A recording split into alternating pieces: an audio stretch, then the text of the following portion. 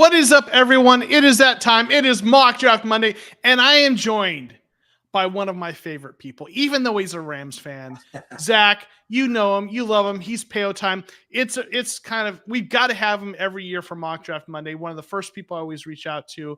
Was super glad that we were able to connect and schedule it. Zach, my friend, how are you?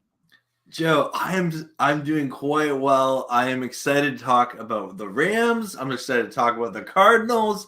And I want to thank you because you invited me on this show, holds me accountable to actually do, I would say, semi-decent pre-draft research. and because you messaged me like 2 weeks ago, and I'll admit I had started, but anything beyond the first round, I'm like, oh, nah. But you helped me and encourage me and inspire me. Let's dive deep. Let's find out who are the Rams taking in the 5th round? Who are the Cardinals taking in the 7th round? Let's dive in, see if we can nail some of this. And plus, it's just fun learning about the new draft, class that's coming in and, influx of talent to the NFL as a whole. Yeah, 100%. And that's one of the things I love about Mock Draft Monday. It's how I learn about the draft class, right? It's a learning process. We've got some folks saying, hey, we've got Robert Moore, who's happy to see you. Peo, good evening, Gents. I have a question for Peo, so I'm sure he does. Chris Young, jumping into Mock Draft Monday and a wild Peo appears. It's super effective. I went Daniel Berry, sports highlight. I'm guessing this one of your buddies. Yeah, Dan, he's awesome. And that's my question for Peo. Who are you targeting with your first? He's going to show us because he's got a mock draft ready for the show. Awesome. And real quick, we have a new channel member, Classy Nasty. Thank you so much, Classy Nasty. What's up, Professor? I joined your cult. Appreciate that. And we all know that the sort of iconography, the imagery, the thing we worship here with this cult is the almighty chart, right? So if you are not currently worshiping the almighty chart or bowing down, you're doing it wrong. We've got Red Sea. I speak for all Cardinals fans here. Aaron Donald will not be missed. Amen to that. We got 2 gamers. TCR, love Mock Draft Mondays. Appreciate you so much being here. Thank you for the kind words. So I am excited. Listen, I love one of the things I really sincerely love about doing this is I get to meet really great people like Zach. I mean, we were chatting before about life and stuff, and behind the scenes, just really made some really great friends doing this, including Zach here, and always love having you with us. So let's get into a couple of things, just some news things that are going on around the league. Really one big news story. The biggest news story was not a player-related story, right? And that was that the NFL has banned the hip drop tackle, sources said.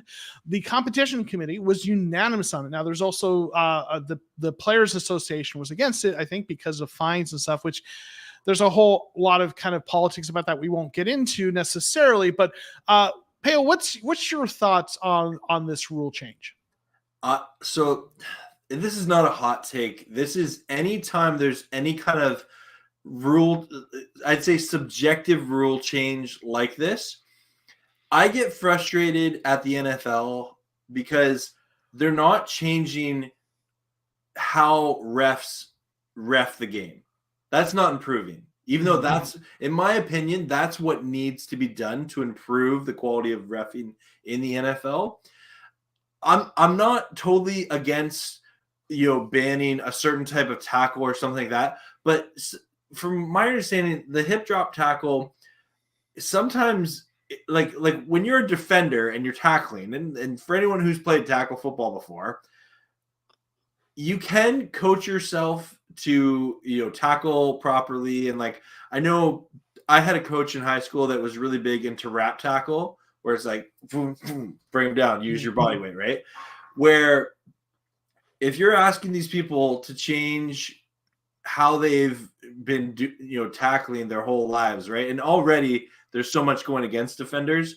So in general, I wouldn't be so against this if there wasn't more accountability to the actual process of reffing. And with today's modern technology, I think there's just so much that could be done that this is not addressing. So that's kind of my opinion. Yeah, this is a tough one because I know there's folks out there who kind of take this very sort of old school, it's a rough sport and you're just turning it into flag football. I'm not one of those kinds of people. I am generally supportive of initiatives and changes that will bring about safer, more safety for the players. So I generally support those things. But I think you're right in terms of there's just been some issues with the officiating, and this is this just feels tricky and difficult to officiate, and so it's going to be interesting to see how consistently they're able to pull it off. I did see there was some clarification that it's the type of tackles where they fall on the leg, like dead weight on the leg of the person. So not all hip drop tackles fall under this, but that even makes it trickier, right? Yeah. To officiate. And you're going to ask humans to figure this out. Yeah. JJ Watt said belt and flags incoming, right? We got real quick. We got one of your folks, Silly Fun Guy. Silly Fun Guy, one of the coolest names on the internet. Nice. Hey y'all, what time is it? Payo time. Chris Young saying easy for owners to prove this one because it doesn't mean they have to spend money, right? Yeah. Yeah, exactly. Young knows what's up. Yeah. So one of the tweets that I'm a huge fan of Brett Coleman's work, right? And he tweeted out something that I kind of quote tweeted that I think is relevant for Cardinals fans and for really fans for other sports. He said, I'm telling you right now, we're going to see a huge increase in offensive targeting tight ends in the flats because this rule makes it extremely difficult for smaller DBs to get tight ends on the ground from any angle that is to the side or behind them. And obviously my kind of, response was Trey McBride monster seasoning loading. So that's going to be an interesting kind of thing, see what it means Trey McBride being an ascending tight end, but for any tight end, right? And offenses around the league, that's going to be interesting to see what it means for the strategy because coaches will take advantage of things like that. Yep.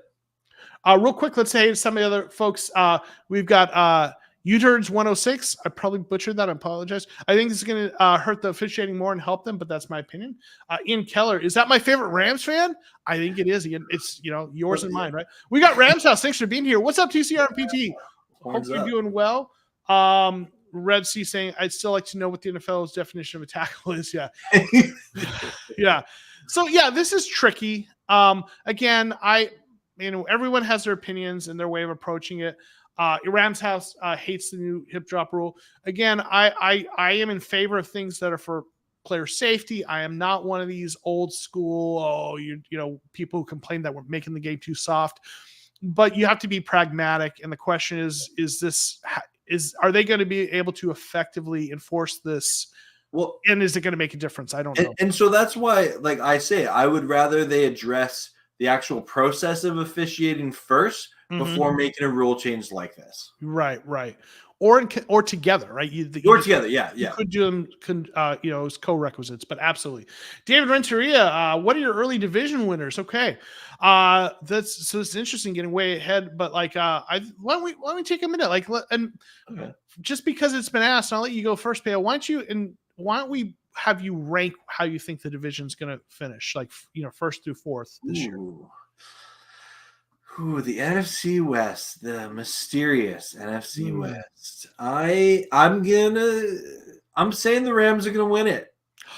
I'm saying they're gonna win it. Call me biased. I can eat it. That's cool.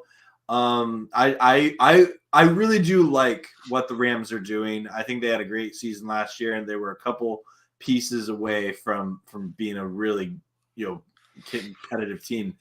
I do think that I think the Niners are due for some struggles. I do.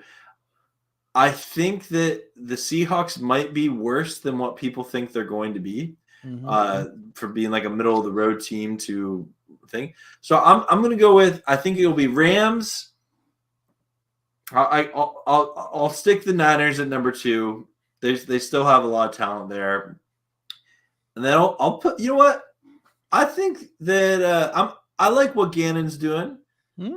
I'll put the Cardinals in that 3rd spot over the Seahawks. I think the Seahawks could really struggle this year. Nice. I think it's going to be the 49ers win the division. I think until they prove otherwise, they've they've got a really good roster.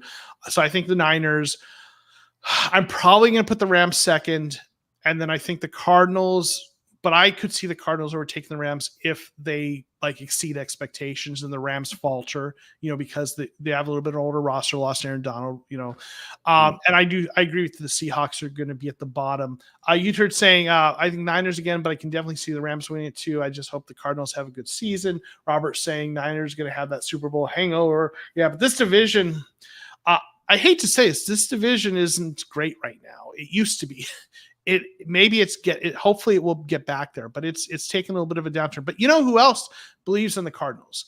That is Kay Adams. And if you didn't catch this on Twitter, you should go check it out. Go follow her and check it out. But she gave like a nice 5-minute kind of discussion of why she thinks the Cardinals, she likes them more than other people do. And, I know, Kyle Odegaard posted an article that talked about the Vegas lines and the win loss for the over under for the Cardinals and wins is 6.5, right? So Vegas thinks they're going to be between 6 and 7 wins.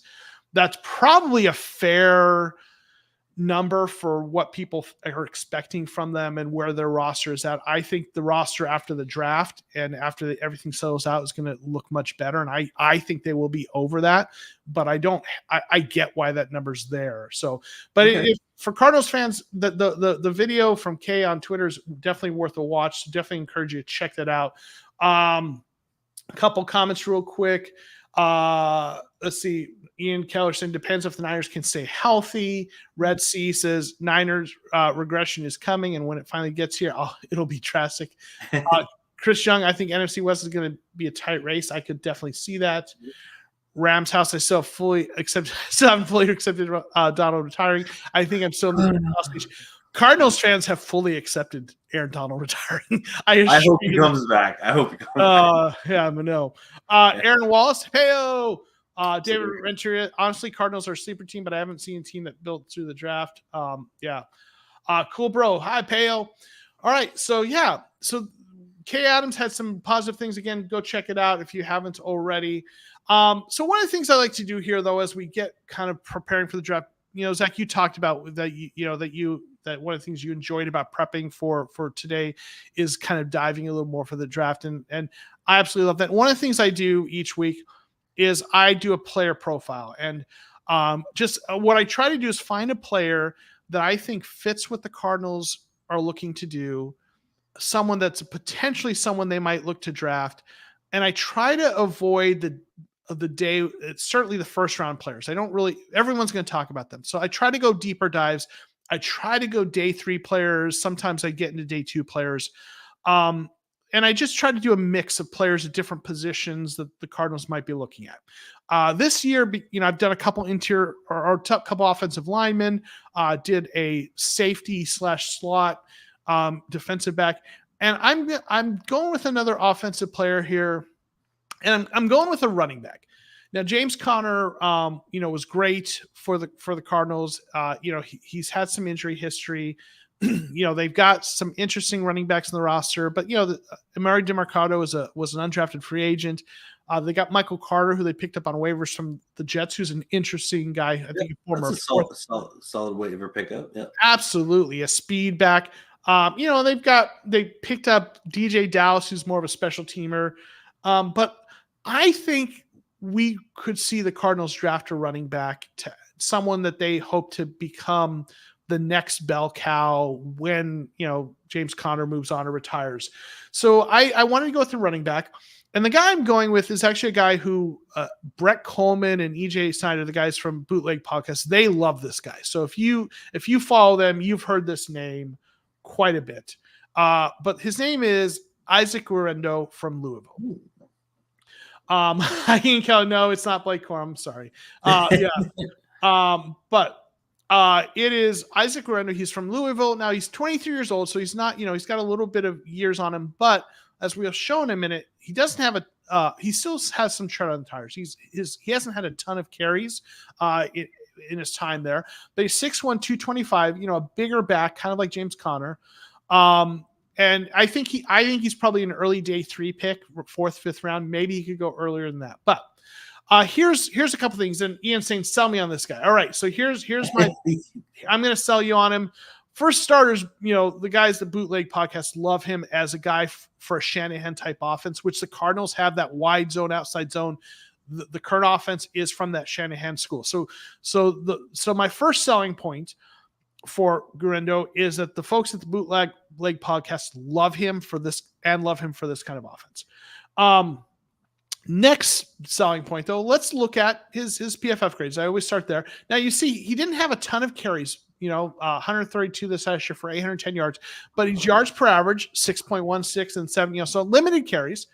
But like when you look at running backs, one of the things I like to look at is kind of their elusiveness rating, because, if that's something that talks about how well they avoid tackles, right? And how elusive they are. And that I've heard people with PFF who do deeper dives talk about that elusiveness thing is one of those things that translates to the next level, or if it's low, if it's not good, that's a concern. It's similar like with wide receivers. If their contested catch rate isn't good, that's a concern for the next level, right there. Mm-hmm. So he's got a good elusiveness rating. My understanding is that that's a similar sort of kind of rating that you look at, and he's grades really well. Now I get the level of competition is up and down. He's played some decent teams, Notre Dame, Hurricanes, but not necessarily playing Alabama on there. But the grades are solid. Right. Injury history. I don't know. That's a good question. I'd have to look at that. I don't know if there's a big injury history. I haven't heard about that, but that's a good question. But the next thing I want to look at is his athleticism. His RAS score is, wow, really good. 4.3340. I mean, you see it's 9.97. He's got everything except the bench press. So he's got a pretty full RAS kind of testing numbers here. His explosiveness grade, his speed, his agility are all from great to elite, good size. So this is a guy like build size wise. He's a bigger back, kind of like James Conner, but he's fast. James Conner isn't this fast. He's elusive. And he could be a really nice fit to draft and have him as part of the committee, right? And eventually maybe become that guy. So again, I think this is a really interesting running back to look at later, right? Yeah, Ian. So it looks like I've sold him enough that he says he looks small. So yeah. So this is the guy I'm looking at. There are other running backs I think are interesting too, but as a guy that you might be able to pull off in the 4th round potentially, right? Still, if anything, he can learn from Connor, right? Yeah. So absolutely. So that's the guy we're looking at. But what we're going to do now is the thing that we are really here for. Mock drafts. Mock draft Monday. Yeah. Now, Pale, I'm going to let you go first because you are the guest. Oh, you're so kind. That's what I do. Yeah. And we're going to start with the Rams, right? Okay. And we're going to let you show us what you think the Rams are going to do. Okay. But before you get into this, I'm just going to say, and I'm going to, if Gazornik from our Discord, Brian, if you're watching this now or later, I'm going to totally steal your line because he said this in Discord earlier. Or how many versions did you have to sacrifice to get Joe Alt to fall to 19? Okay, honestly, it was the first one. Oh, okay. Wow. Yeah, and I'll be upfront with you. That 19th pick, I am still in the belief the Rams are trading it. Mm-hmm. Whether they trade it for an established player or they trade back for more picks, they have 11, and plus they drafted 14 players last year. So I don't see a scenario where they trade back to accumulate a lot more picks just because they already have a lot. But maybe they trade up to get someone. A lot of Ram fans think that the Rams will pick a corner at 19, mm-hmm. which I could see happening. But if you look at the history of Les Snead, and especially in the McVay era, they draft and develop corners late. Mhm. That's just kind of been their MO. That being said, they haven't had a first round pick, so we really don't know. I just think they've done so much work to the offensive line already last year and this year. They're going to move Steve Avila from guard to center. Okay. And he was a stud for them last year, like just phenomenal draft pick. They signed Jackson from Detroit to play guard. They re-signed Kevin Dotson to play right guard. Rob Havenstant, he's a mainstay there, the last remaining St. Louis Ram that still plays for the Rams. He'll be there on the right tackle position. They've tendered AJ Jackson, who played well for them at, I would say more so than not well. He is a good left tackle. Mm-hmm. Is there an opportunity where they could draft someone like, and again, I don't expect Joe Alt to be there. Just in my mock draft when he dropped there, I'm going to take him. Okay. Right. No, listen, I don't fault you. All right. Oh no, I was like, okay, this is not realistic at all, but okay, I'll take it. I do believe that the Rams drafting, if they draft a tackle at 19, that is realistic to me. Positionally, yeah. Just like I also just see that the way the Rams are right now, they're investing so much in the offense. They, especially with Aaron Donald retiring, that was like the biggest paycheck on their defense. And he restructured his contract to help the team out. Like he was just a class act going out that way. So I just think they like to put resources into offense. Their wide receiving core is really good, especially with re-signing Demarcus Robinson. Mm-hmm. So I'd kind of be surprised if they drafted a wide receiver early, maybe a tight end earlier than expected. But again, like they got Parkinson from Seattle in free agency. So them taking it. I've talked enough about the 19th pick, but I think if they don't trade it for something else, them taking an offensive tackle is very realistic there. Yeah, Step and thinks the Rams are going to trade up. So I could see that. I very much could see that Step. Yeah. All right. Well, why don't you real quick just walk us through your thinking on the picks. In brief, and kind of give us an idea what you're doing here. So if you look at the Rams offense, a lot of the players they're going to be drafting are going to be to develop. There's so much of the offense that it is pretty ready to go based on the moves they've made in free agency, the players they've re-signed, and a lot of their draft picks that worked out last year. Also, McVay has drafted a running back in every draft, normally in the late rounds, but I know that Cardinal fans love him. Kyren Williams. No, he loves the Cardinals. Yeah. He's feasting on us. Yeah, I like to think that Aaron Donald passed the torch of being the Cardinal hunter over to Kyren Williams. He did something. Yeah. But so the Rams running back room, it looks pretty good, but I do expect McVay to draft a running back just because he seems to do that every single year.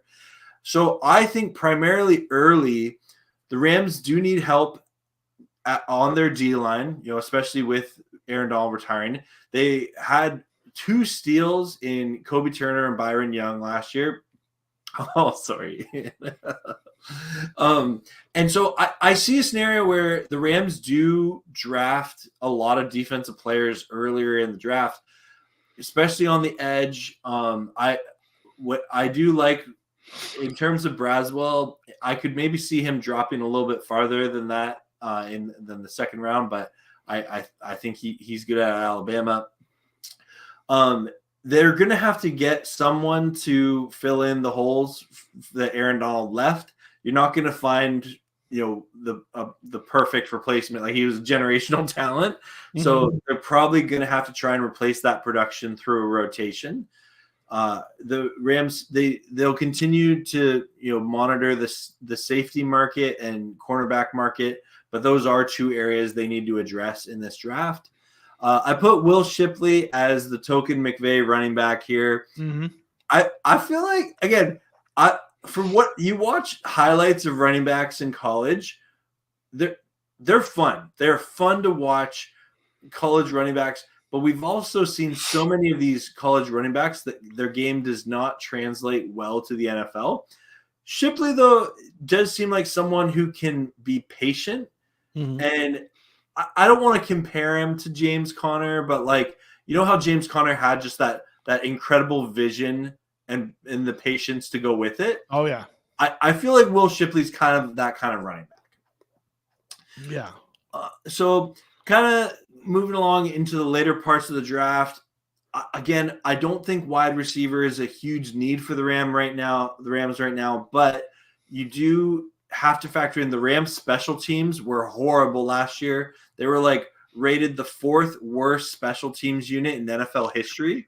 And there's a lot of reasons for that. So getting guys, that play corner, wide receiver, running back, defensive backs that can also play on special teams, I think that's got to be a priority for this Rams team later on in the draft as well. Mm-hmm. And so that's kind of where my thinking was along there, along with just picking up some interior line help. And I'll admit I only picked Joshua Carty because he is the top-rated kicker. I'm not convinced the Rams know what they're doing when it comes to kicker because last year was just so bad. So bad. And for the amount of money we spent on kickers last year, we should have just re-signed Matt Gay. And then if we would have had Matt Gay, we probably would have won at least 11, if not 12 games and competed for the division. And like we would have beaten the Bengals for sure. Probably would have beaten the Ravens in that game. And so the Rams got to figure their kicker situation. Ian, we do not. All the Rams kickers from last year are gone, so we'll see. But yeah, that was kind of my logic going into the Rams draft. I would love to know your thoughts. Well, I mean, obviously, I'm not a Rams fan, so I'm going to be really interested in seeing what you think when I show my mock draft. But obviously, the alt pick, if you get him there, you need to be really happy, right? But Ian thinks not bad. So, like in terms of the particular players, these are not a lot of players who show up on my mock drafts, but that doesn't mean that's not a bad thing because maybe I need to expand more. Mason Smith sometimes shows up. Braswell does show up a lot of mine as edge rusher that second tier of edge rushers. I think you got him nice and late there. I don't think he lands that. I don't think he's there at 52, but if he is, that's a steal also. So overall, good draft. Well, let me kind of show you my mock draft. I will admit I went with a theme on mine. Okay. And I want to see, Pale, my friend, if you can pick up on the theme. Are you ready? Okay, let's see it. That's FFFF for fantastic. Okay. Did you catch the theme? You want them to do really bad? Well, that's a given, but there's another theme here besides just wanting them to do badly. I'm going to be disappointed if you don't get it, my friend. Like, is it just like making the horrible trade to Seattle and? No, that's a cherry on top. That's okay. You're gonna feel bad if you don't get this. Wait, is it something to do with like a tackle, a tight end, a tackle? I'm trying. I feel like. Do you want me to tell you? You can tell me, yeah. Okay, these are all Canadian-born players. You're hilarious. Oh, I did not know that. These are all 4 players that are Canadian born. Okay. See, Peo, this is an act of love. I knew that my good friend from Canada would be joining me, and I wanted him to feel welcomed and amongst his tribe. Okay. So I surrounded you with the best that the best of the great up north has Ian Keller's. You know, Yeah. You know what, Joe? I will say thank you for this. I would not mind seeing the Rams draft some Canadians. Maybe not this high. You think it's a I little bit can of tell reach? you, yeah, a little bit of reach. I still like. Do you know who Nathan Rourke is? No. So he's a quarterback. He's probably the best Canadian quarterback that's still playing in the NFL right now.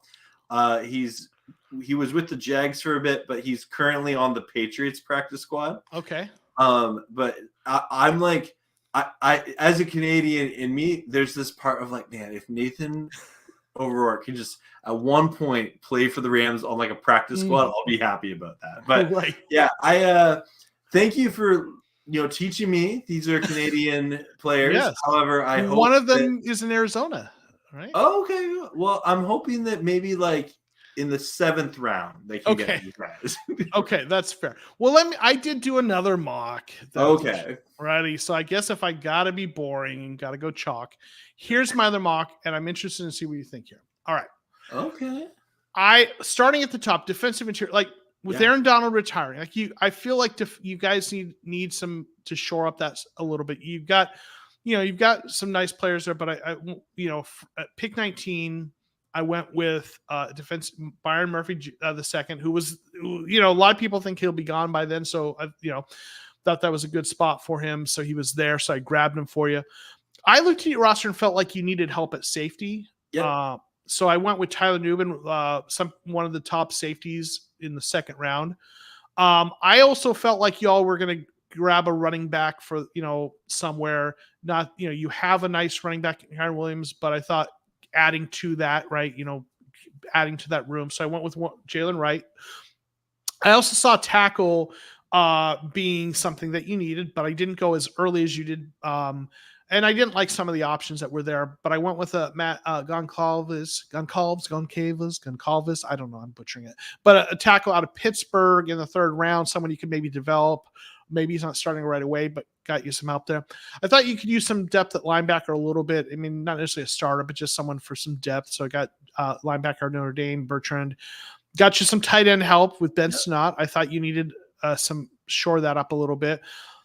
I wanted to go edge earlier. Let me start by saying that, because when I looked at your roster, you have a lot of edge rushers, but you don't have an elite edge rusher. Yeah. And I felt like you needed an elite one, but the way the draft fell, there wasn't an option I liked earlier. So I just went with some better players, and sometimes you just got to just kind of go that route.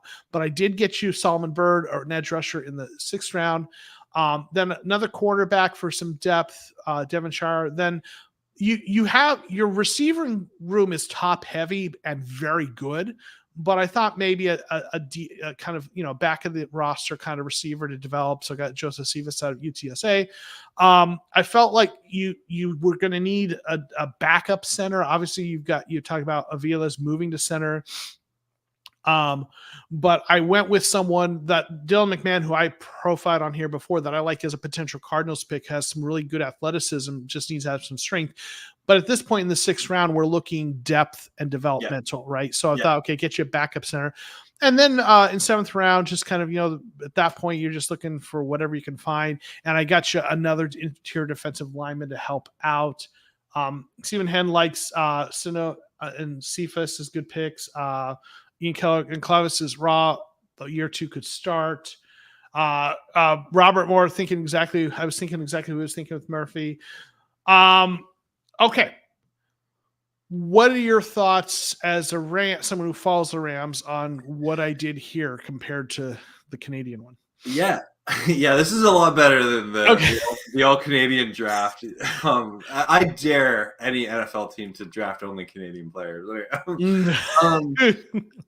If you want to upset your fan base, no. Right. I'll say this: I don't think it's crazy for them to go, early, especially like if a talent like Byron Young Murphy, was there early. Mm-hmm. This team does not. The Rams do not draft safeties and corners early, mm-hmm. And I would be shocked. I would be shocked at anything earlier than the third round for that. They did sign Cam Curl from the Commanders, which was a really good signing for the Rams. I like what the Rams are doing in their safety room. They probably need to add to it, but I'd be surprised if they did it that early. And same with the running back. I think just what they have in their running back room, unless there's a player they really want in there. They drafted Zach Evans last year, who honestly didn't get much playing. I think he maybe got 4 carries the whole season, but that he's someone you think the Rams would like to continue to develop. So them drafting, if they think there's a running back that they can bring in to add more competition to that running back room behind Kyron Williams, totally see that happening. So maybe Jalen Rice can play there. You know what? I like this. I think you did a pretty good job. You admitted drafting edge rusher a little bit later than you would have liked to. And yeah, it'll be interesting to see how it all plays out. But yeah, pretty good mock draft, Joe. Yeah. Well, thanks. So it sounds like I got the positions right, just based on what Rams history is. They would probably be going in different rounds. Probably, yeah. That's like, it's the same with like linebacker. Like I could see the Rams drafting linebackers in like the third round and beyond, but not in the first 2. And again, part of the trickiness of the Rams, they haven't had a first round pick since 2016. Right. So I really don't know where they're going to go with it. They don't know what to do with it. Yeah. Yeah. Ian saying Jalen Wright with Cameron would be tough to stop. So that's true.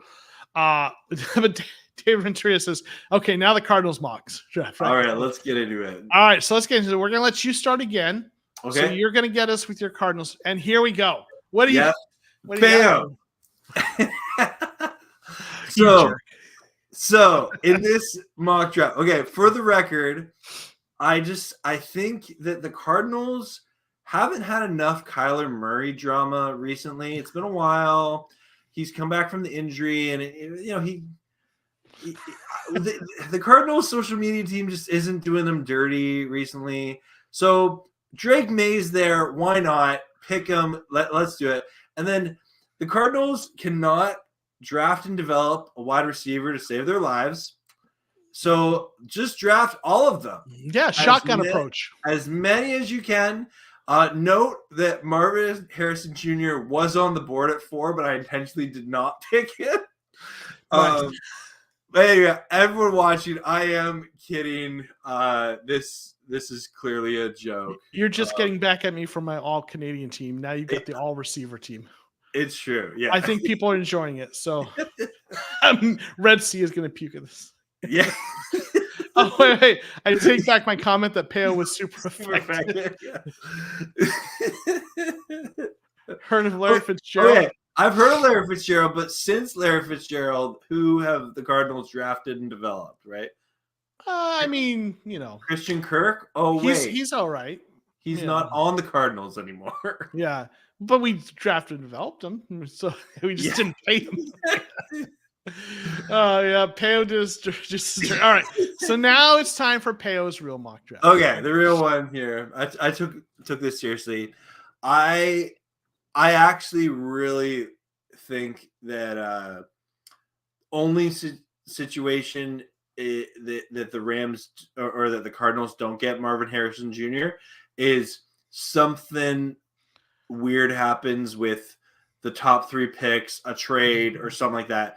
If he is on the board at 4, I think that the Cardinals, like, if you don't draft him, that's one of the things. They're sprinting, right? Yeah, like if that didn't happen and he goes on to have just this insane career, like Jonathan Gannon and company, like your job's on the line.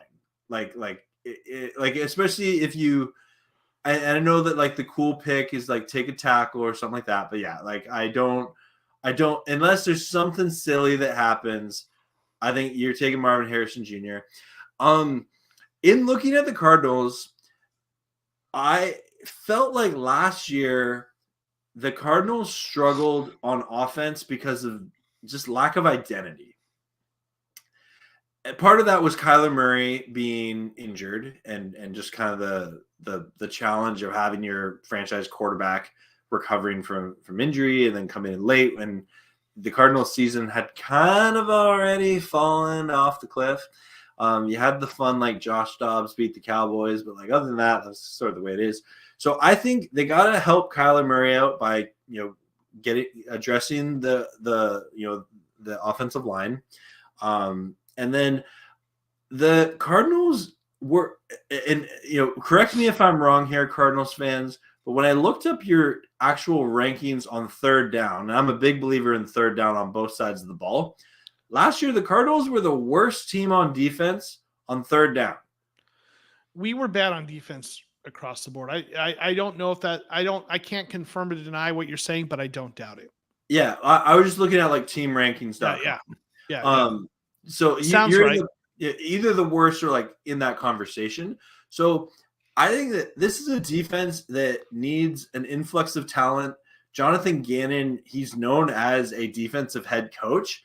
So he's got to be able to put some kind of identity that, this team is able to, get off the field. So that's why I did put, a substantial amount of defensive players early, especially in the mid picks there. I like Trey McBride as a tight end, but I think you can never go wrong drafting a late tight end, taking a flyer on him. And yeah, I think that a draft like this, the Cardinals could, really find some diamonds in the rough. And, you have 11 picks, and the more and more I do draft research, I love it when my team is able to have an abundance of picks in a draft. And if you can hit on 3-4 of those players, especially in the later rounds, that can change a team's, fortune pretty quick. 100%. So, yeah. What do you think? Robert likes it. Solid B grade. Oh yeah. Thanks, Robert. All right. So here we go. Obviously love Marvin Harrison Jr. at 4. And as Dana said, if someone wants to offer us a super stupid trade, like crazy, like 4 first-round picks or something ridiculous like that, we'll listen, right? But wait, can I just interrupt for a second? Yeah. And I asked you and the chat this: if they don't get a trade offer and they for some reason take someone else, like how ticked off are you if you pass on Marvin Harrison Jr.? Yeah, that's a good question. For me, if he's there and they trade, I'm not loving that. If they get okay, let me say it this way: if they can trade back and get a crazy, right, the Godfather trade, right, and they can still get Rome Odunze, I'm okay. Okay, I love Rome Odunze. I know he's not Marvin Harrison Jr., but I really like him a lot. And if they get a Godfather trade, right, he's saying 6 picks in the first round, right? Yeah, Chris is with me on that. He's okay if still get a Doomsday, right? Mikey's saying no. If they don't trade, we better take Marvin. Like, I will say this. Yeah, Ian's getting pitchforks and protesting. As long as it's a defensive player, I'm not upset at all. Mizuki Felix wants defensive player. I will say this: there's no one I want to take up for other than Marvin Harrison Jr. Okay, right. But if they can get an amazing trade back, I'm open to that, especially if we can still get Rome Odunze, but it's got to be a Godfather trade, right? Because the argument for that is there's the argument that, hey, if you can get an amazing haul, you have to consider that when teams are trading for a quarterback. But the counter argument to that people have posed is the Cardinals already have a lot of draft capital, and they don't, take the guy at number 4 and you still have a ton of picks if you want to trade around or trade number 27, move back a bit and get some future first round picks. So I think there are arguments both ways. But I do hope we come up with Marvin Harrison Jr., but I'm not going to be rioting if we don't. If we trade back, I should say. Dana's saying if Cardinals don't like Marvin Harrison Jr., they better take a trade down because there's no one else worth a 4 yet. Robert saying the only trade worth taking is 3-way trade between Chargers and Vikings. I've seen some people doing that. We still get Marvin Harrison Jr., Vikings get the quarterback, Chargers get multiple first. So like if we can, yes, I think people have talked about like the idea that the Vikings trade up to the Chargers and then trade up to us, whether it's as a 3-player deal or 3-team deal to begin with, or it's 2 deals, either way. But if we can, move back a spot and still get him, that's amazing. Sep Hen saying trade with New York Giants, get a 6 for Dunze, and then next year's 1, right? Chris Young saying the gap between Harrison Dunze is not greater than 2+ other first-round picks. Aaron Robinson's in 3 first and a second this year, or Marvin Harrison Jr., right? So yeah, I think then Austin, there's no 3-way trades in the NFL, so it'd have to be 2 trades, right? That's what I kind of was thinking too. Mizaki Felix says if Arizona leaves the first round with a starting cornerback, a starting head pressure, or a starting defensive tackle, they've failed this year, in my opinion. I think that with that pick at 27, we're probably looking cornerback or edge. Probably, yeah. I think edge is actually more likely. So okay. It's Cardinals fans are a little torn on that one, right? Mike saying I'm okay with a trade back if we get King's ransom. Monty know how to run a draft, and that's that. I trust Monty to do a good job, right? So okay, Marvin Harrison Jr. Love that at 4, right? No one else I'm taking there. The only other thing I'm doing is trading back, or if he's gone before 4, I'm definitely trading back. At pick 27. I would have gone tackle before we signed Jonah Williams. Not that Jonah Williams is, the savior at tackle, but he's a starter and he's young enough. So we have Paris Johnson Jr. and Jonah Williams as our starting bookends. And I think because they signed him, I don't think they're going to go tackle early. I do think there's a good chance they go tackle on day 3. I think Monty, the way he's going to look at it, and this is kind of me pulling from the research I did for the Monty Austin Fort draft strategy, that is the basis for the almighty chart. Looking at how the Patriots did drafting offensive linemen, they would take offensive tackles all through the draft. And they would find, starting left tackles in the first round, but they would also draft a guy like Marcus Cannon, who was a starting right tackle on day 3, right? And I think because they've got 2 starting tackles and they have an abundance of needs on defense, as you articulated how bad the defense was, the pick 27, to me, that is prime real estate to go after a defensive position. When they have 2 starting tackles, I just don't see using a first-round pick on a tackle this year. I think they'll draft a tackle in day 3 that they might hope to develop as Jonah Williams' replacement or as the swing tackle of the future, but I wouldn't go tackle that early with that signing. I love Darius Robinson at 35. Edge is a need. So if I don't go edge at 27, I like going there at 35. I like Peyton Wilson at 66. I think they need I do think they need to get a really good linebacker. Like they signed a free agent, they've got some guys, but I would like to see them draft someone in the 2nd or 3rd round. So I love that. Now you've got Mason Smith, defensive line. I do like the player. I'll also speak to Jordan Jefferson. You've got a couple defensive linemen, and in general, as someone pointed out earlier, the interior defensive line was lacking, right? And Sep Hen said we had no interior defensive line last year. But the thing is, they've signed like 3 free agents at that position. Oh, okay, yeah. So for me, as much as I love the idea, I don't. They might take 1, but I don't think they'll take 2 just because they went so heavy in free agency there. None of the guys they drafted or signed were stars, but they did nonetheless get some guys. So I don't think they'll go 2 of them. So, Mason Smith, I like it. I don't know if they're going to do 2 of them though. Max Melton, cornerback. I like them getting a cornerback. I'm probably going corner earlier, but I could totally see them doing that. I think they went 3rd round last year. So I could see that. I love getting a tight end there to kind of back up and develop behind Trey McBride. So the Cade Silver pick, I love.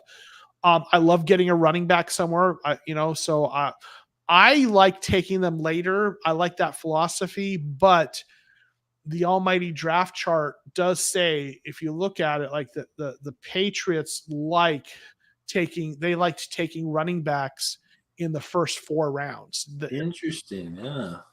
So round 3 is really the sweet spot for them. So I still went running back later than that, as a little bit of a spoiler, but I still like taking a running back, getting Gabriel Murphy edge, getting some more edge to help. I like that. Tyke Smith, I really like that. We have 2 really good safeties, but I think they need to draft a guy, because they sometimes do the 3, like a cover 3 or 3 deep, 3 shell, having that third guy. And also Buddha's, a little bit older. Maybe they want to develop someone to be his eventual replacement. So I like getting a safety. And then, we already talked about the defensive line. So overall, I like it. There's just a few things I do differently, but yeah, I do like it. Let me get a couple comments and then I'll let you kind of respond.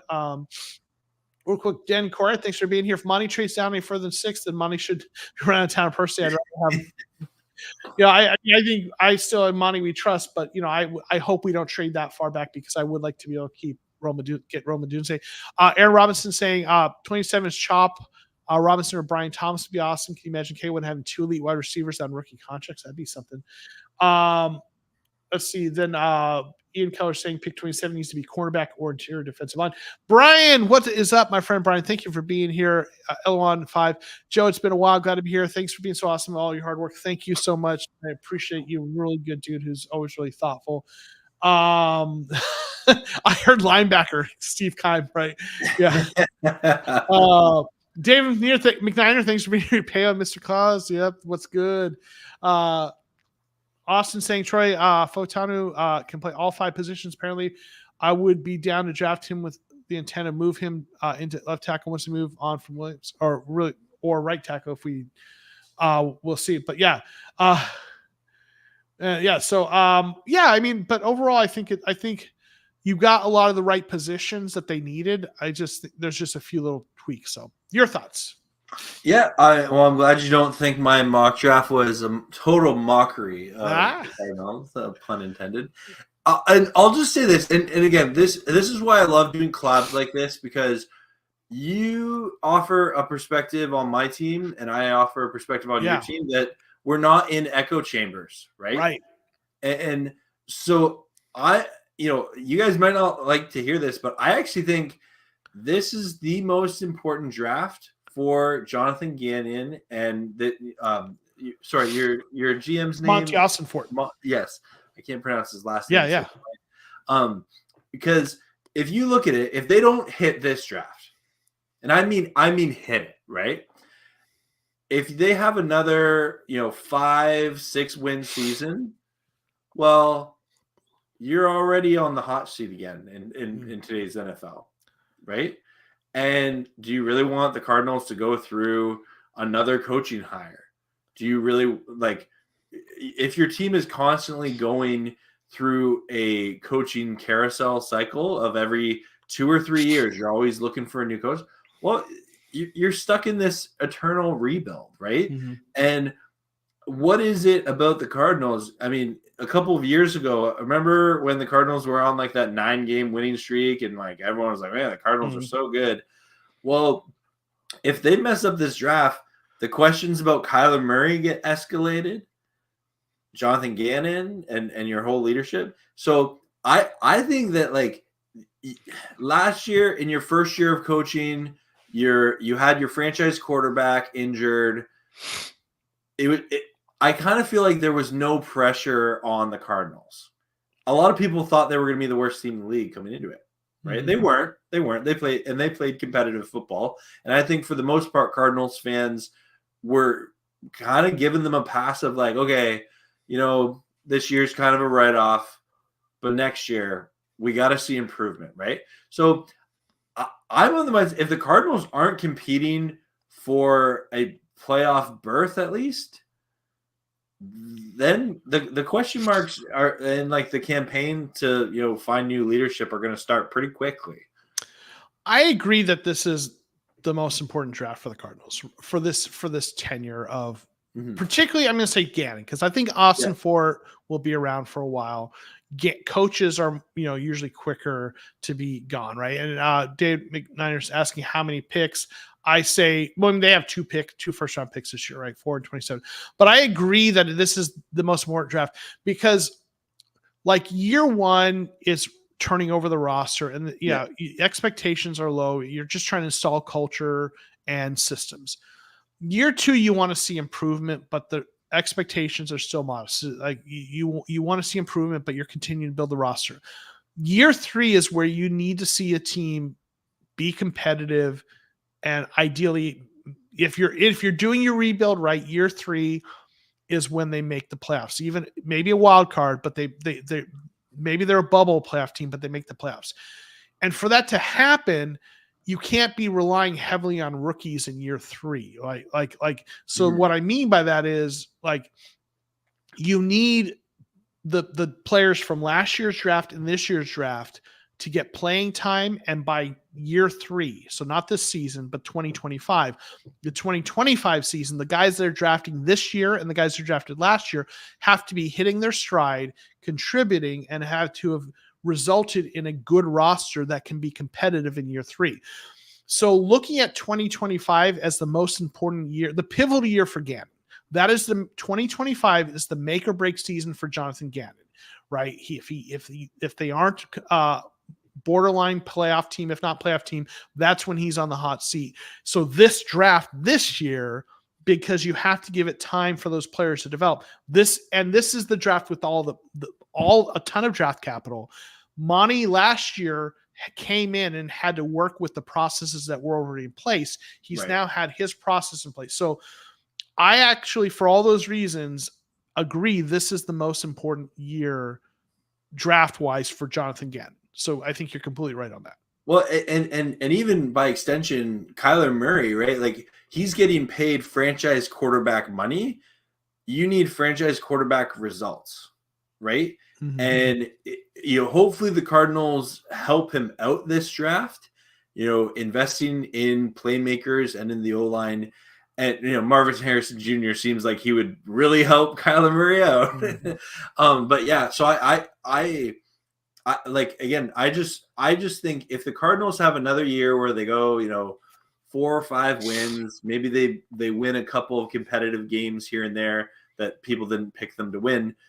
I don't think that's good enough. Like, I think they have to be competing for a playoff berth here, even in year two. And then because that will set up the true expectations for year three, as you say, which is the make or break year for Gannon. I think, like, I look at the Lions rebuild, okay, because I think that is what they did is sort of the archetype for the rebuild, and it's a 3-year process. Year one, you're bad but gritty, have grit, right?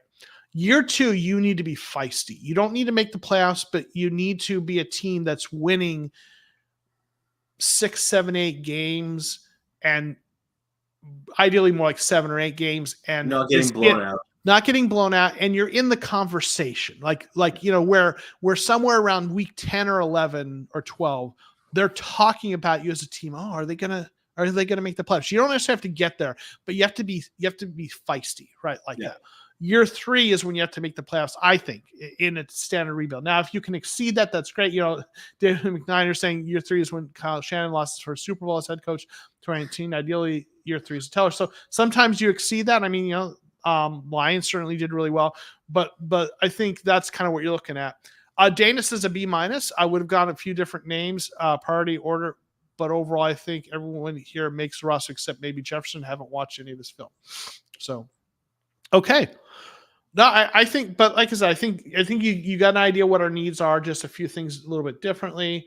Dakota, thanks for being here. How you doing today? Do you see I saw you send a number of different mock drafts. I just used the first one that you sent, but hope you're doing well. Wait, one last joke. Yeah. Oh, the Cardinals need to draft a new social media team. They've been a little up or down. Yeah. The season before when they tried having Bird City as the new hashtag, and fans rejected that out of hand. I think God bless them. I think someone thought that would be a good idea and got so much flack, and they moved it back to Bird Gang or Red Sea or something. Yeah. So yeah. Yeah, another thing people forget, Cardinals run game was top 5 in the league. Yeah, really good. All right, so no, overall good. So all right, now it's my turn. Yeah. Now, every mock draft I do, I try to kind of do I try to include the player I highlight. So you're going to see Isaac Rendo. Yep. And I also try to try different looks, different themes. So every week I do a little bit different and try how different things look. So here's what I got this week. I stuck at 4 with Marvin Harrison Jr. Yep. But I traded up to pick 18 to get Jared Verse. So really kind of what I did is I monitored the draft, and I'm basically there's there's the edge rusher from Alabama and then Jared Verse, the 2 top edge rushers. And when one of them goes, I step in and trade in so I don't miss out on the other one, right? So I want to get one of those 2. So Jared Verse was the one I ended up getting at 18. And then I think I traded back from 35 to kind of get some extra draft capital, but I still managed to get Khalid McKinstry, one of the top cornerbacks in the second round, pick 39. And then I tried something a little bit different here. I went with another receiver early. I've been going wide receiver late. Like I've been going Marvin Harrison Jr. or Rome Odunze in the first round, and then picking a second receiver later because I could see them doing that. It could use some help. They need a couple receivers. But Devontae Walker is a speedy receiver. Yeah. And I decided, you know what? They need receiving help, and I could see them just saying, screw it. Let's get a receiver day 1 and a receiver day 2. And Marvin Harrison Jr. is fast and big. He's just, he's everything. And that's great. But there are other receivers on their roster. They've got Michael Wilson, who's more of a big, not speedy, but is a big body receiver. He's a nice third down kind of possession receiver, does some nice things. You've got Greg Dortch, who's shifty as a slot. But they don't, with Hollywood Brown and Rondale Moore gone, they don't have a true, take the top off the defense, kind of run a go route kind of receiver. Harrison can do that, but I like having a guy, and I've talked about this in my streams before, so folks have probably heard this. Maybe I'm a broken record, but Walker is a guy that could be that. He's a speedster. So I went with another receiver in the third round to get them someone to take the top off the defense, while Marvin Harrison Jr. and Greg Dortch and Trey McBride are working underneath. And Seth Hensing, not a Des fan, arm catcher. I get that. Here's the thing with that, and I've said this before. If you have someone who is running deep, going deep to take the top off the defense, even if they don't have great hands, the safeties aren't going to give them a free release. They have to play that like Tutu Atwell. He's small. I didn't love the draft pick when you took him, and he hasn't become an impact player, but there's a role a guy like that will play in your offense where they will run deep. And I tell you, if he has the worst hands of the league, the safeties aren't going to just let him go because you can't let that guy go. Even if, and I think this is a thing people miss about that take the top off the defense kind of player. If you get him out there, and even if they don't have great hands, if you use them and run them deep, the defense has to do something. And instead of saying Isabel 2.0, Isabel, they didn't get him on the field. There's a number of reasons for that. They had other people they were using in that role when they had Isabella. So even if he's not a great catcher, he can still have a role that's valuable. But if they can develop him, and he can become something more, that's even great. So I went with that this time. Then I went Austin Booker, an edge rusher, doubling up on edge. I think, he's an interesting player. Then I went in the fourth round, Dadrian Taylor Demerson, a safety out of Texas Tech. I've talked about how I think they could use a third safety to develop. Then I went with the same tight end you did, Cade Stover, nice kind of backup for McBride to kind of develop. I got a little bit of a trade in there just to move around a little bit. Then I got Isaac Guerrero, the running back I talked about. I did get an interior defensive lineman, Christian Boyd out of Northern Iowa. A lot of people like him as a day 3 sort of sleeper. And then I went with a tackle. I mentioned that in response to your mock draft, that I think tackle on day 3 is more likely. So I went with Walter Rouse out of Oklahoma, a guy they could develop as either a swing tackle or a future right tackle. And then I did go with, now I went with another cornerback in round 5. You know, the almighty chart says that they like to go cornerback in round 2, but also later as well. So went with another guy there. And then I went with one of the more athletic linebackers that was still on the board in round 7, just to kind of some depth. So that's what I got. Robert Moore, yeah, he's also the whole hands thing. I've already kind of addressed that. You know, sounds like people aren't loving the wide receiver round 3. That's fine. And like I said, I do part of why I do with these mock drafts is to try different looks. And that wide receiver in round 3 was a different look there. And, you know, so I don't know if that's what they'll do, but I do think that if they get a second wide receiver, it needs to be a speedster. So if you've got another speedster who you think is still there at pick 66, who you think is as fast, then go for, oh man, Dana. Dana coming in with the deep plus. Dana, you're killing me. Come on, a D plus? Man. You like TJ Tampa more than Kool-Aid. Okay, that's fine. Walker's bad route runner, all speed, no hands. Okay, so we're going to save you. A D plus doesn't save me, Dana. D plus doesn't save me. I tease. That's not a no. There's no. Ow. I need to watch more Wonderful Game film. Okay, but not. Oh man, this is what you. Yeah, right. Tough crowd. Hey, if you're gonna have a mock draft Monday show every week, you're gonna right. You can't please everyone. No. I'm deep. You cut me deep, Danny. You cut me deep. Lance likes it. Thank you, Lance. Good draft. Just a lot of players. They have room for place. That's a good question, right? Passing with extra credit. Yeah. Oh man. Oh, she preferred yours over mine. Yeah. Wow. Dana. I don't even know who you are anymore, Dana. Oh man. All right. Yeah, Steph. Okay. Listen, you know what though?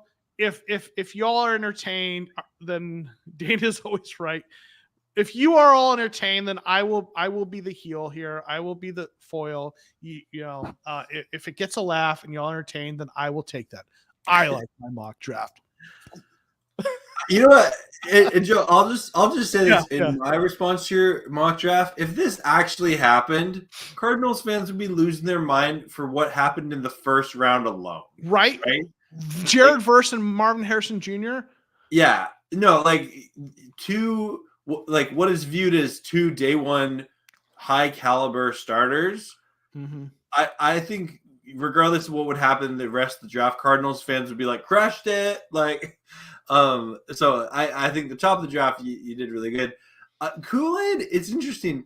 I have some people that light up my comment sections or they talk about him on Twitter and they're like, I'm drinking the Kool-Aid, right? Like we need and obviously cool name, especially for a corner. Right. But he seems to be quite a people either love Kool-Aid or people are like, buyer beware. I don't want him. I don't see a lot of nuance when it comes to Kool-Aid. Very polarizing, isn't he? Yeah. Wide receivers, it's so tough. I think there's so many. I think almost more than any other position, wide receivers have so many variables where you need the right coaching, you need the right system and scheme, you need to have capable quarterback play, not just your starter, but your practice, camp arm quarterbacks that can deliver, high caliber throws. So I think there's that element to it. I think, Joe, I think your heart's in the right place. Thanks. You're obviously bless your heart. You're trying to fix your favorite team, and I think positionally, you definitely and even Dana, would I be so bold to say I think positionally you did address a lot of what the Cardinals need to address. Maybe they didn't.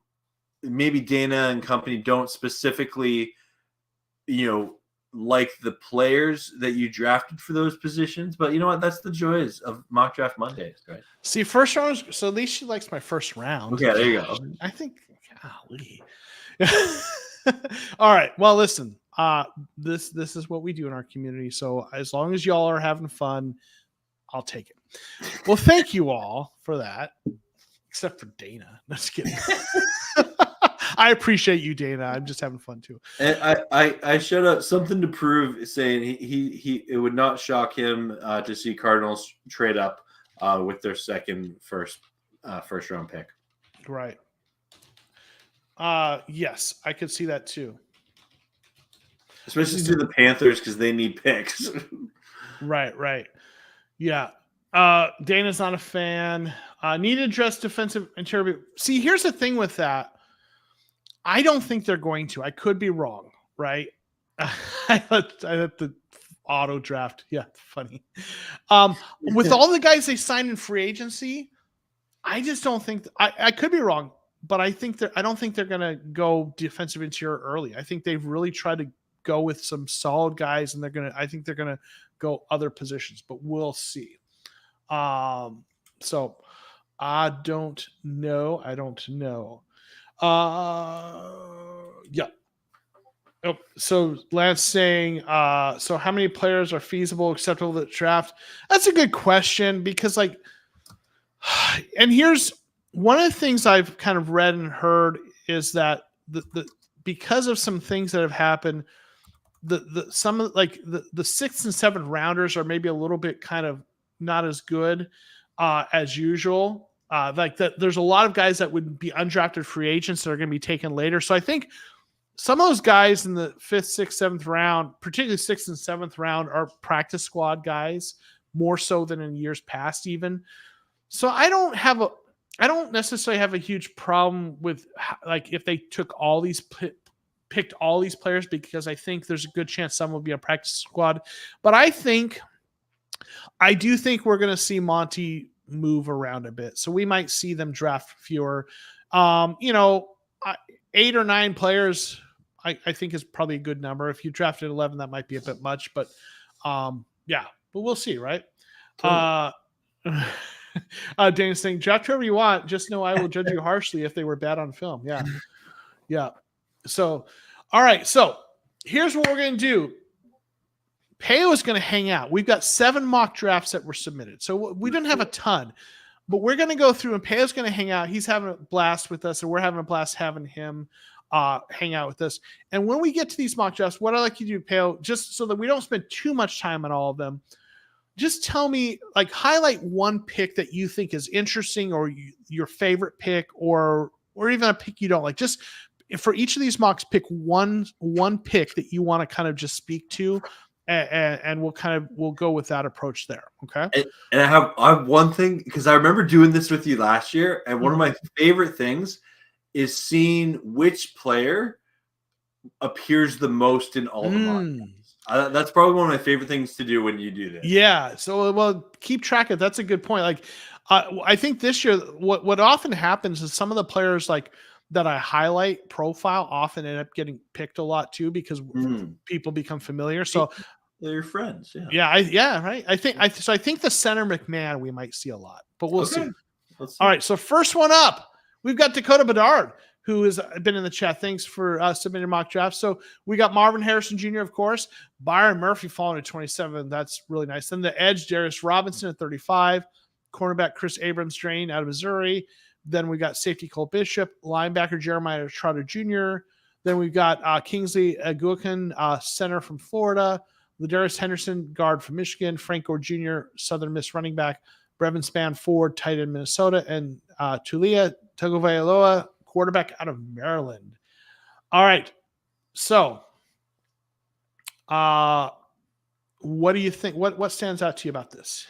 I'm just realizing we're going to see a lot of Marvin Harrison Jr. in all these drafts, which rightfully so. Yeah. We've talked in detail about him. But I think of this. I love whenever someone drafts a quarterback late. You love seeing those late round flyers, especially with a family relative already in the NFL. Right. So that's always exciting. And then I'm gonna go with just seeing I'm always interested where people are picking, corners and safeties, because I've just become so accustomed to the Rams drafting them later that, okay, here you have the Cardinals that kind of more in that mid-range addressing that, because like I said before, the Cardinals' third down defense needs to improve if they're going to do anything. So those are kind of the picks that stuck out to me. Yeah, I think there's a lot of nice picks Dakota's got here. Like Murphy falling 27 that'd be a dream. I like Darius Robinson 35. That's kind of nice. So overall, I think there's a lot of good picks here. So Robert Moore saying safety too high. No need another backup quarterback. First round pick, solid grade B. Okay. So yeah, Ian Color likes Trotter at 90 a lot. Frank Gore Jr. I feel old, right? Yeah, right. I remember when Frank Gore came to the league, right? Yeah. So all right. So awesome. Nice job. I think you did a good job, Dakota. And man, nice picks fell to you. So awesome. Next up we have Robert Moore. Ooh, Mr. Bobby Moore, who is in this in the chat. So he's got to trade back. So, some people going to have some feelings and some thoughts, right? Did not go with Marvin Harrison or Rome Odunze, right? So we got Byron Murphy, defensive line at pick 11 with a trade back. Then got a part of that trade. We got Adonai Mitchell, wide receiver, speedy receiver out of Texas.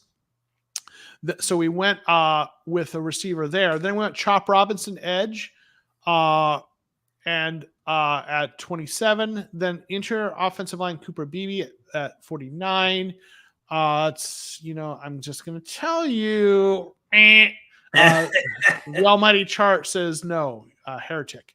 Linebacker Junior Colson, then receiver Jermaine Burton.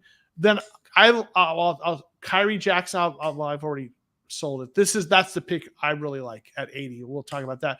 Ben Sinnott, the tight end, like that. Braylon Allen, running back. Bo Limmer at center at 115. Then James Williams, safety. Jarian Jones, cornerback, more of a slot cornerback. Then Logan Lee, defensive line out of Iowa. So what pick stands out to you? Ooh, just starting off hot with those trades. That's exciting. But I think out of this, just Byron Murphy. Again, we see that name here at 11. I think that's a good pick. Like if you get that, you're not complaining. You know what? I'm interested in who these late round running backs are now. Right? Yeah. That's a new name for me, Braylon Allen. He's huge, but I think if he's really big, really tall and big, but if you read his kind of scouting report, there's maybe some vision stuff that needs work, but he's a big power back. Yeah. Cool. Yeah. So I'll tell you, for me, Kyrie Jackson again, and I'm a big fan of the work that the Bootleg podcast, Brett Coleman and AJ Snyder do. That's the guy they love, the cornerback out of Oregon. Like that's to me probably the if you're looking for a cornerback that's like a day two, maybe even a little bit later day two potentially. That's the guy I think to look at. Dana's saying, so Braylon Allen is 240-ish, runs a 4.5 strong, right?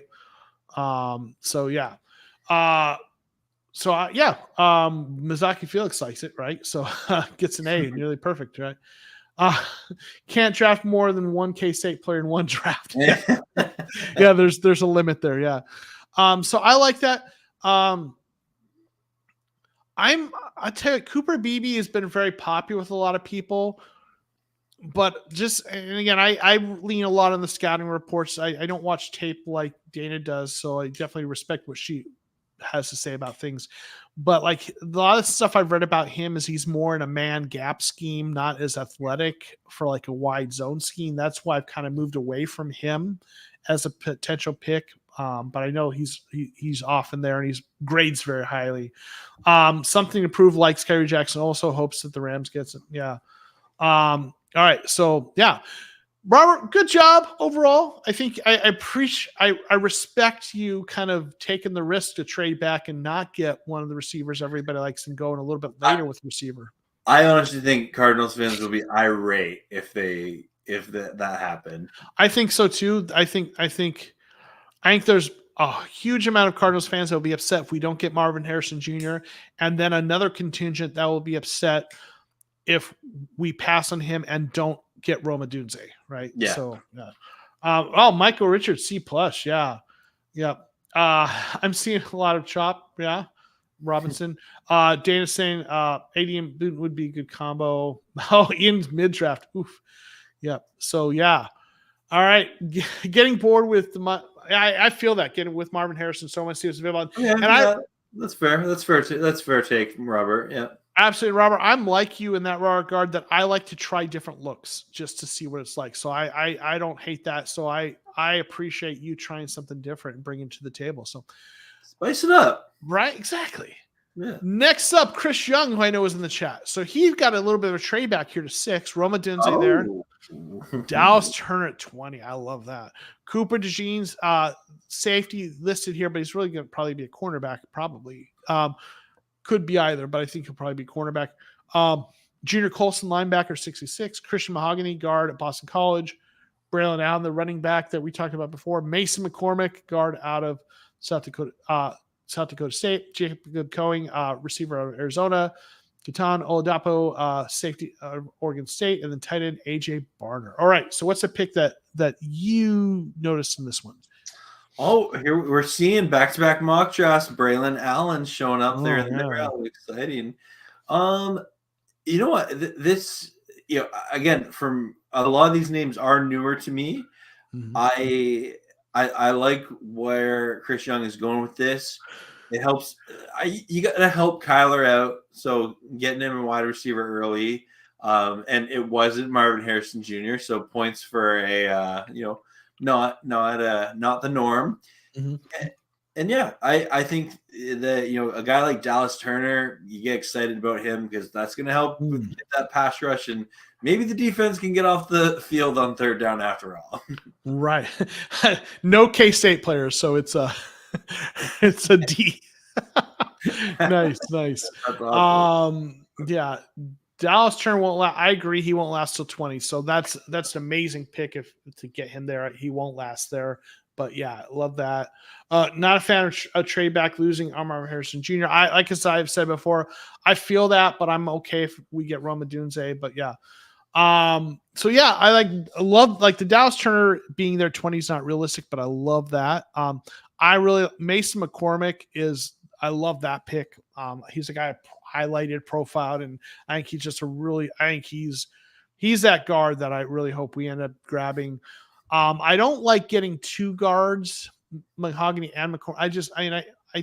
I don't think we're going to go with two of them, with having signed some guys and some guys that we're developing, but yeah, I don't know.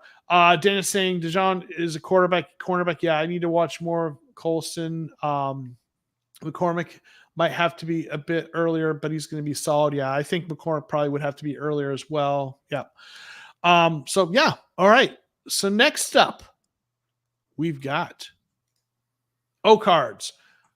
Got some trades a little bit later. Traded back up. Oh, if Dana gave me a D+, she's going to hate this. Whoa. She's going to hate that O-Cards traded up to get Kool-Aid McKinstry. So O-Cards, watch out for Dana. She's going to roast you for this one. But okay, Marvin Harrison Jr. at 4, love it. Jerzon Noon at 27, love it. Even though I don't think they're going into your defensive line that high. Because of the free agents, if they manage to pull that off, I love that. Kool-Aid McKinstry, I like him. I think, but trading up for him, I don't know that you have to do that. Here's what I would say. There are a number of good cornerbacks potentially that are in that early second round. So I don't think you have to trade up to get a cornerback. I think you can sit and get one at 35. It might not be Kool-Aid McKinstry, but there's a number of guys I'd feel comfortable with there. So for me, I'm not. But Peyton Wilson, very athletic linebacker, 66. Brandon Dorless, they listed him at edge. He's more of an interior defensive line. He moves around. He's not a true outside edge, but he kind of moves all around the line. Brendan Rice, wide receiver at 90. Mason McCormick, Kyrie Jackson, the cornerback. Garrett Greenfield, offensive tackle of South Dakota State. We got 2 South Dakota State players here. Gabe Hall, D-line for Baylor. Jalix Hunt from Edge from Houston Baptist, going really small school, and Dominic Captain, safety out of Washington. All right, what stands out to you, Pale? A couple of years ago, I remember the Minnesota Vikings had 3 first-round picks, and everyone was like, "They won the draft! They won the draft!" And this would be an exciting draft for Cardinals fans. Like obviously you're getting Marvin Harrison Jr., but plus just doing the flashy trades that they did, and still coming away with 3 first-round picks. And the nice thing about that is if you hit on all 3 of those picks, they all have that beautiful little 5th-year option that's honestly that's a way of building a core roster, right? And so if you truly believe you're getting your glue guys there.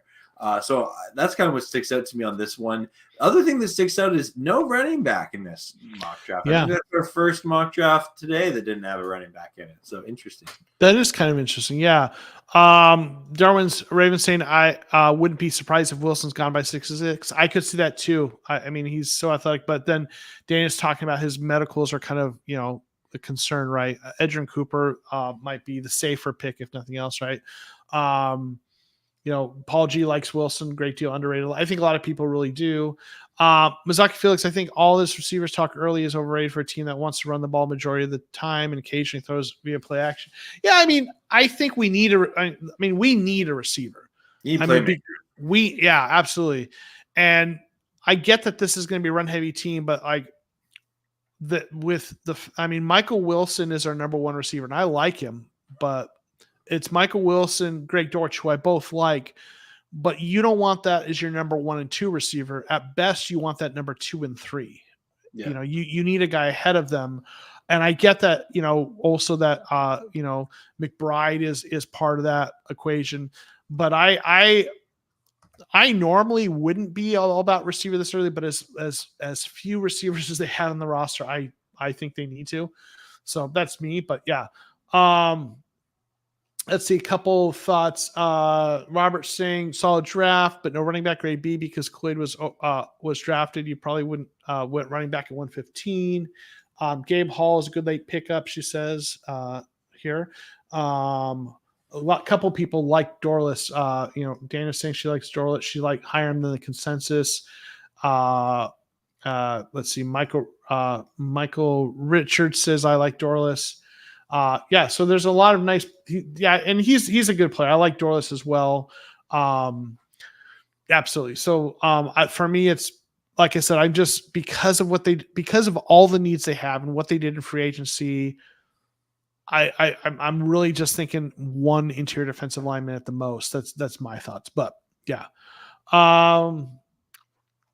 Let's see. All right. So Darwin Servant saying, I'd go elsewhere. I like depth at defensive line deep in this draft. You could nab another huge impact player. I don't mind going 1 defensive lineman. In fact, I probably would like that. I just, again, with all the guys they signed, I think, but that's me, right? Lance saying sent link entry. Check it out. I'll look it on Twitter. Unfortunately, it's too late to get it into the show, but I'll definitely check it out. All right. Next up, Red Sea. He's got some trade stuff going on here. What is going on here? Yeah. So he traded back and then he traded up again, which is what Monty did last year, right? He traded back and then up, right? That's for the Paris Johnson Jr. So I like it. Traded back and then up again to get Roma Dunze. And he, in that whole process, got another 1st-round pick in here. Used on Cloyd McKinstry. I know we've talked about that, so people might not love that. But then Jerzon Newton. So it's a lot like the last one. It's just in reverse the order, right? Yeah.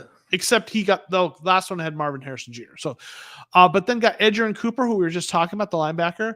Then Adisa Isaac, edge from Penn State. So got an edge there. Then Blake Fisher, offensive tackle for Notre Dame.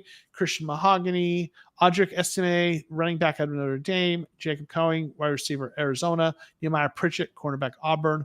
Malik Mustafa, safety, Wake Forest. And then Christian Boyd, defensive line, Northern Iowa. What do you think? Yeah, I'm just looking over this. It'd be fun. It'd be fun if it worked out this way. And I think the more I'm talking about the Cardinals, again, I do not follow the Cardinals. You're going to become a fan? No.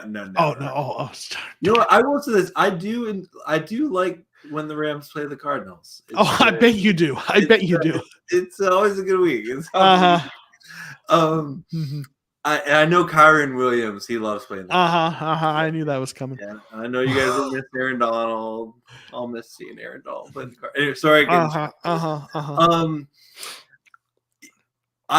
I'm curious about just kind of the rationale for there's a lot of secondary in this draft. Mm-hmm. Not that that's a bad thing, but maybe if you're going to draft 3 secondary players in the corners and the safeties, maybe prioritizing that a little bit earlier than in the later rounds if it is such a need. But that's kind of what jumps out to me first thoughts here. And another new running back that I'm going to have to look up highlights for here. Yeah, for sure. A couple comments. Man, the Cardinals must love Jerzon. Well, I'll say we've had him show up in more mock drafts today than we normally do. Darwin Raven. Like I like him. I think he's one of the better defensive line. I think before they signed all the free agents, they signed a defensive line. You saw a lot of people hoping we'd get him there, like late first round. But this is more. He's been taken more tonight than in previous weeks. I will say that. So I think this maybe a little bit of an anomaly, but I don't know. But yeah, Christian Boyd, that's a guy I also like as well. I think he's like shown as a day 3 pick because it's a smaller school. But I'm with you on that one. Estimate ran 4.7 the combine. Pro day 40 was 4.54, which is fine. If you run 4.54, you're fine as a running back, especially if you're bigger. Seth Henn loves it, right? Robert Moore isn't mahogany racket. Yeah, he was right guard in college. He's much more of a run blocker than pass blocker, so he needs some work. Definitely a guard, it seems like only. So yeah. Let's see. Mazaki Felix saying, other than Red Sea trading back, not a bad draft. Be a running back. He took one of 3 physical traits. Bad about getting drafted that high. Okay. Steph Henson, several better cornerbacks than Kool-Aid, in my opinion. Isaac's another edge you need to watch more of. Yeah. Robert gives it a B+. Ian Keller loves it. Right. Mikey saying, keep smiling, Pale. Your dominance over the Cardinals coming to an end. Yeah, that's right. I will keep smiling, Mikey. Yeah. Newton is a run stuff with pass rush upside. He throws people. And that's the thing. Like with interior defensive line, you can find run stoppers and you can find guys who can be pass rushers. If you're going one over the other, you usually go pass rusher. But if you can find a guy who can do both, then they get drafted high. And that's kind of the deal there, right? Paul runs a Cardinals forum, and their forum big board has Newton much higher than 27, like 10 to 15 range. Yeah. So like I love the Christian Boyd pick for sure. I understand. I like Kool-Aid McKinstry, but I understand not wanting to take him at 23. I've taken him in the second round usually if I'm, I will say like the almighty chart also the cornerback in the second round is a big spot for the kind of that rant or the Patriots kind of history. So they have taken first round, but you see, like, I know it's a little hard to see, but like second round is really the sweet spot for cornerbacks for the Patriots where money comes from. So I lean towards there more. And I know there's guys like TJ Tampa that people like a little bit better there as well. Love the Edgerrin. I like taking a linebacker on day 2 for this team. So Edgerrin Cooper, I really like that. So yeah, I think there's some nice picks here though. Next up, we have Mr. Money Minetti. I don't know if he's been in the chat, but he's very active in the Discord. So he's traded back and still got Marvin Harrison. Wow. Cardinals fans be going drafting right there. That would be amazing. Get some draft capital and still get him. That's like, honestly, I don't think it's happening, but like, think of it. If that happened, they traded from 4 to 6 and we're like, oh yeah, we're so confident we're still getting him. But like for those 2 picks, Cardinals fans would be losing their mind. Right. Absolutely. I don't think you can get Marvin Harrison Jr. any later than 5, in my opinion. I think the latest he's going to go in real life draft is 5th if Cardinals trade out. But that would be amazing. And then they get Byron Murphy at 27. Wow. Right. And then Darius Robinson, edge out of Missouri. So you got an edge at 2nd round, guy with some nice upside. Love it. Xavier Legette, the receiver out of South Carolina at 47. Love that. Junior Colson, linebacker. Trey Benson, really athletic running back. Javon Bullard, safety out of Georgia. I really like him as kind of that slot / safety guy that, I think they should look to get. I profiled him earlier. Curran, I'm not going to even try to pronounce that last name, out of Yale, tackle. Nice player there. Cam Hart, cornerback in Notre Dame. Christian Boyd, interior defensive line out of Northern Iowa. Love that. Gadlin out of Liberty, another interior offensive lineman. Brevin Spanford, tight end in Minnesota, and Joshua Carty, kicker out of Stanford. We saw him on yours. So what do you see in here that you find interesting? I say stay away from any chance the Rams have to get better at kicker. So stay away. No, you can't have him. He's ours. Yeah, no. We're desperate. Anyway, no, I like this. Again, we're starting to see Darius. I think we've seen him on 3 or 4 mock drafts. Yeah, Darius Robinson here on the edge. So that's exciting. Yeah, for sure. I mean, I think that what you pulled off here and have it fall that way is amazing. Like those, I really like this draft. Let's see, a couple people saying, let's see, that's a great draft. We should be so lucky. My favorite so far. I don't see Murphy falling for 7 yet. Harbaugh prefers Neighbors and Marvin Harrison Jr. That's interesting. Okay. Legette worries me. The drop's not as bad as Brian Thomas Jr.'s 30% drop right now. Okay. Yeah, I like this draft a bunch. Money, Legette will be gone by 47. Yeah. I love it. I think this is a really great draft. I think Legette is an interesting story, kind of. So I actually like him, but I get the concerns. Christian Boyd, we talked about him. So yeah, nice mock here. I don't think it's going to happen, but yeah. All right. Gazornik, Brian. I haven't seen him in the chat. He'll probably watch this later, but he's got Marvin Harrison, and then he did a trade up to get Byron Murphy, right? Okay. So we like that. But then center Jackson Powergen, love the player, but we all know the almighty chart says interior offensive line not before round 3. So you have defiled the chart. You are now a blasphemer, and that is sacrilege. But so center Power Johnson, pick 35. Devondre Sweat, big interior defensive line. So you got both those Texas interior defensive linemen. And then we got Kyrie Jackson, the cornerback we talked about, Christian Mahogany.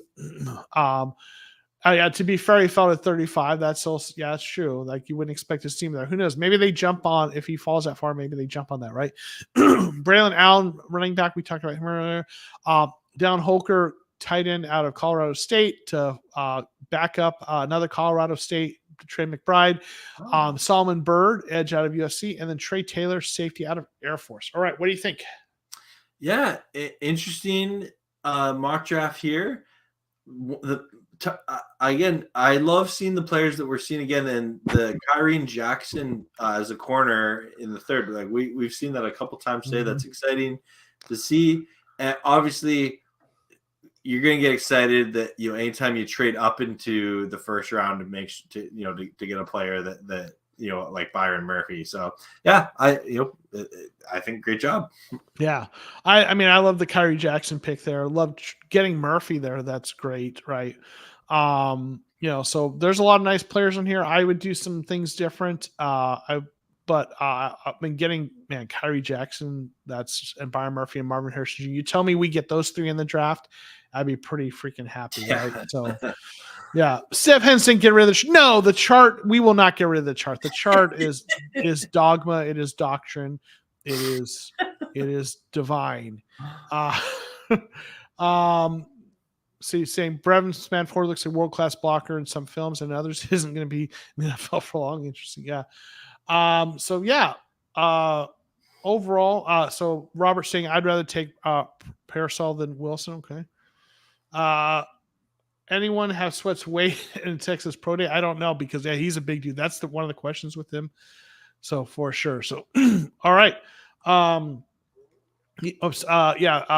Ravenstein, don't take into your offense line for third. Tyler Linderbaum, we're happy with it. We were happy with yeah. So let me, and just if you're not familiar, Derwin's Raven, why I say that, I am not saying that as a kind of roster building philosophy that I think you should never go against.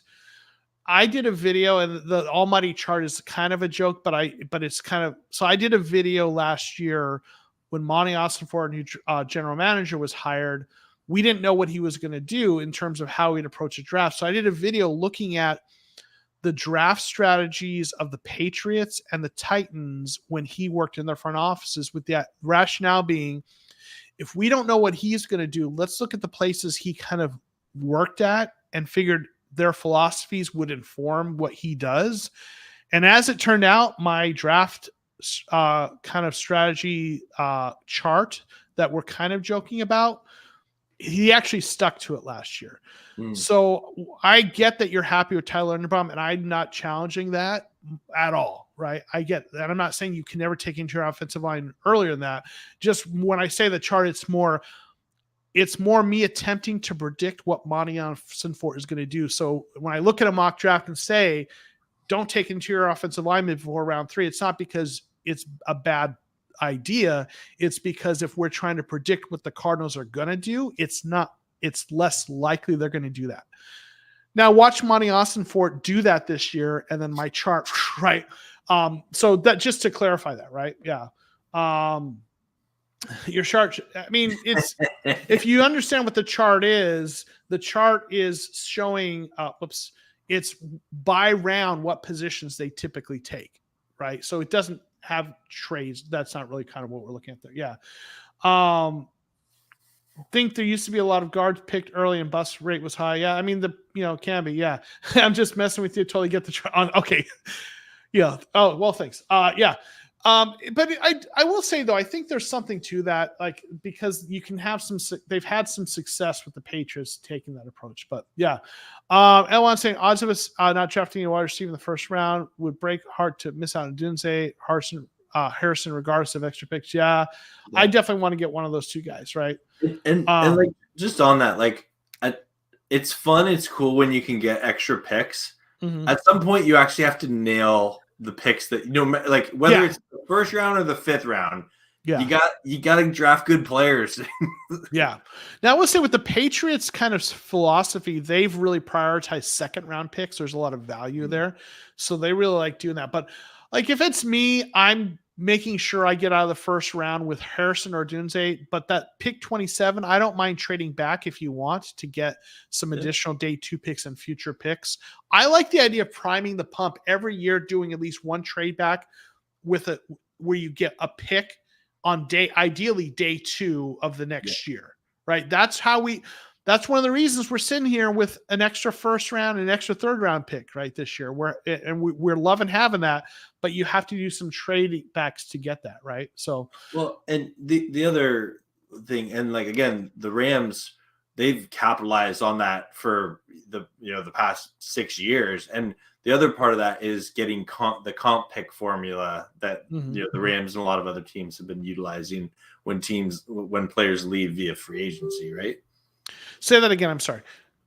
Like the comp pick formula. Oh yeah, where like if you have players that leave via free agency, you get additional compensation picks in there, and that's how, like, the Rams, even though they haven't had a 1st round pick since 2016, they've had a lot of picks, and it's often because each year they have 2 or 3 comp picks almost every year. Yeah, the compensatory system, now some people, it's a little tricky, but it all has to do with, like, you have to lose more players in free agency than you sign, and it has to be players where their contract came to an end. Like, it can't be players you release. and it's tricky because there's no guarantee you're going to get them. They kind of line up the players you signed and the players that you lost, and there's only so many of them. So, you have, like, we didn't get any this year, right? But we got some the last season. So if you consistently draft well, but you can't so well that you can't keep all your players, and you let them move on, you do that. Like the Ravens do that probably better than anyone. Consistently. They do it really well. They draft their players, they keep them. Maybe they sign some of them to a second contract, but they eventually let them walk, especially an edge rusher, because they've got more guys coming up and they get compensatory picks all the time. Right. So yeah. So that is a strategy though. It's a good strategy if you can do it right. So, but you don't want to lean too heavily on that, because it's good to have that, but like if you draft guys that are really good, you want to sign them and no. Ideally, you're drafting players that are going to get second, maybe third contracts with your team, right? Yeah, for sure, absolutely. And by the way, that is the end of our mock drafts. Oh, no so way. We've gotten through. We didn't have nearly as many as we usually do, so we still went an hour and 45 minutes because we're having so much fun because hanging out with Zach Peo. So. Yeah, really great conversation. A lot of great questions and comments. And man, it's always fun having you with us. Peo, why don't you tell the folks where they can find you and what they can expect from you and anything else you want to kind of promote and share before we get out of here? Yeah, thanks. You can find me Peo Time, just like what it says right here. If you put that on YouTube, I'm the first channel that comes up. I talk mainly pretty much exclusively about the Rams. Here and there, there's like, a Cardinal video or like don't subscribe to me for Cardinals content. You subscribe to Joe for that. I do like news and just general, like I enjoy discussion, hearing opinions that are unlike my own. I love nuance, especially when it comes to football. I like to have my hand at try my hand at some skits. I think I'm funny. Some other people might think I'm funny. I don't know. And so it's always fun trying skits out. I host watch parties for each and every Rams game. That's one of my favorite things I do on my channel. I have a pretty awesome community doing that. Something that's new coming up. My channel is going to be self-sponsored by my own travel agency, Peo Travel Time. And that's launching within the next couple of weeks. And so if you're looking for a good travel agent to plan a Disney, Universal, or theme park or cruise vacation, I would love to be your travel agent. Yeah. Awesome.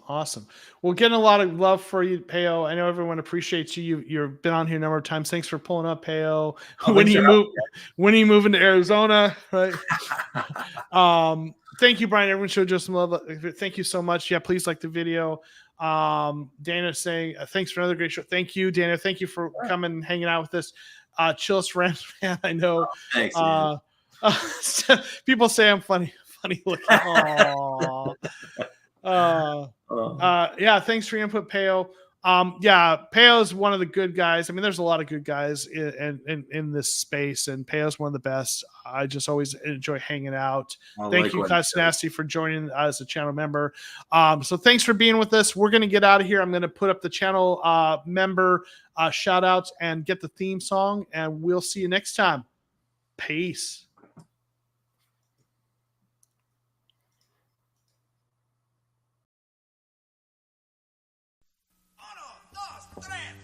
Hey, yo, it's Joe Mo. He's the host of Mock Draft Monday on the Cardinals show. So join the live, hit like and subscribe. Enjoy the podcast tonight. Enjoy the podcast tonight.